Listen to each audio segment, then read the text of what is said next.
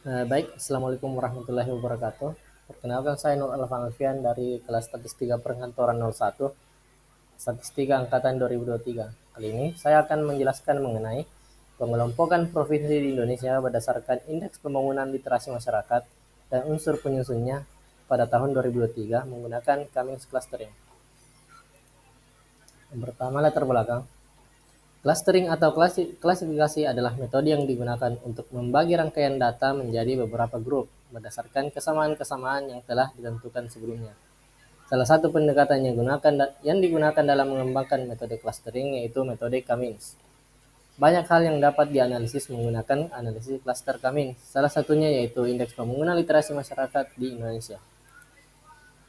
Adapun rumusan masalah pada kasus ini yaitu yang pertama bagaimana pola pengelompokan wilayah di Indonesia berdasarkan Indeks Pembangunan Literasi Masyarakat dan unsur penyusunnya pada tahun 2023. Kemudian yang kedua yaitu apa karakteristik utama dari kelompok yang terbentuk.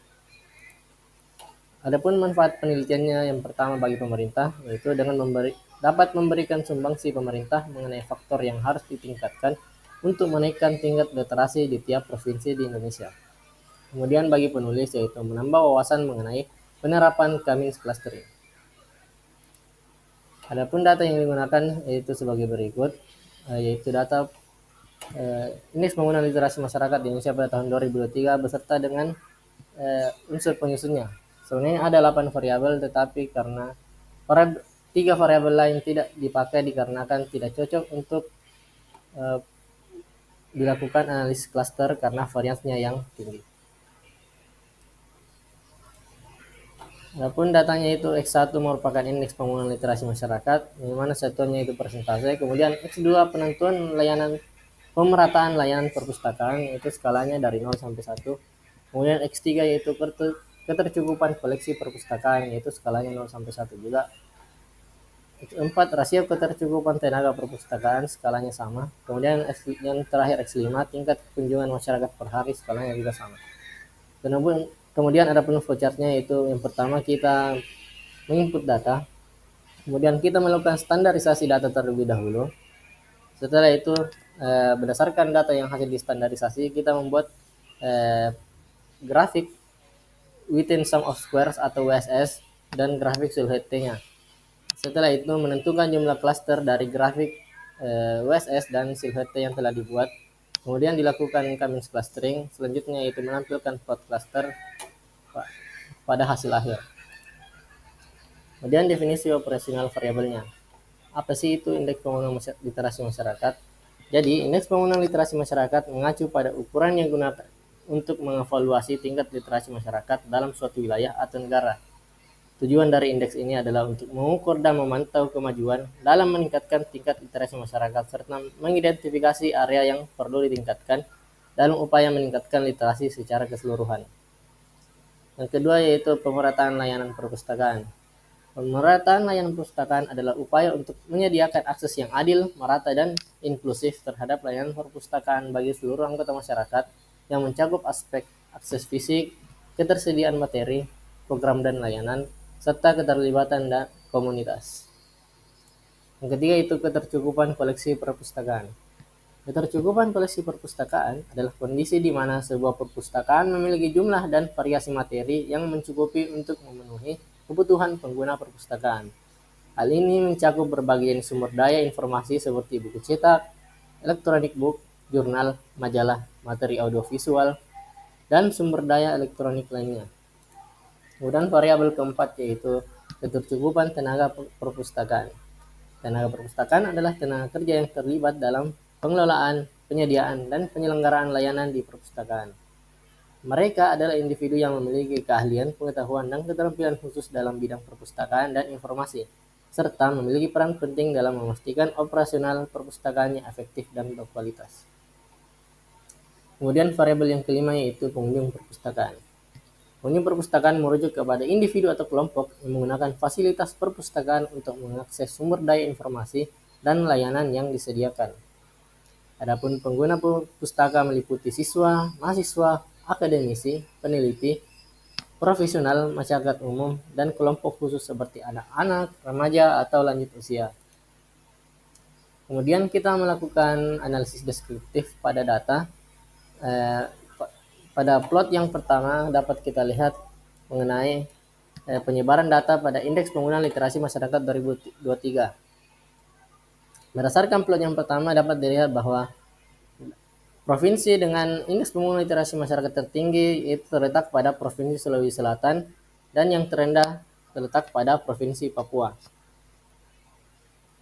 Adapun pada pemerataan layanan perpustakaan pada tahun 2023 yaitu tertinggi pada Provinsi Yogyakarta, kemudian yang terendah yaitu pada Provinsi Papua. Kemudian pada plot ketiga dapat dilihat bahwa mengenai penyebaran mengenai ketercukupan koleksi perpustakaan pada tahun 2023. Dari plot dapat kita lihat bahwa provinsi dengan ketercukupan koleksi perpustakaan yang tinggi yaitu pada Provinsi Yogyakarta. Kemudian yang terendah pada Provinsi DKI Jakarta. Selanjutnya pada plot keempat yaitu rasio ketercukupan tenaga perpustakaan pada tahun 2023. Pada plot ini dapat kita lihat bahwa provinsi dengan rasio ketercukupan tenaga perpustakaan yang tertinggi yaitu pada Provinsi Aceh, Sumatera Barat, Riau, Sumatera Selatan, Kepulauan Bangka Belitung, Daerah Istimewa Yogyakarta, Nusa Tenggara Barat, Kalimantan Tengah, Kalimantan Utara, Sulawesi Selatan, serta Gorontalo. Kemudian yang terendah terletak pada daerah Banten. Kemudian pada plot kelima yaitu tingkat kunjungan masyarakat per hari tahun 2023.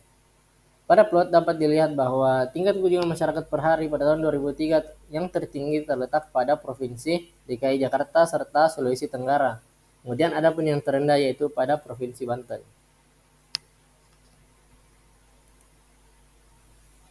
Selanjutnya yaitu dilakukan clustering pada data.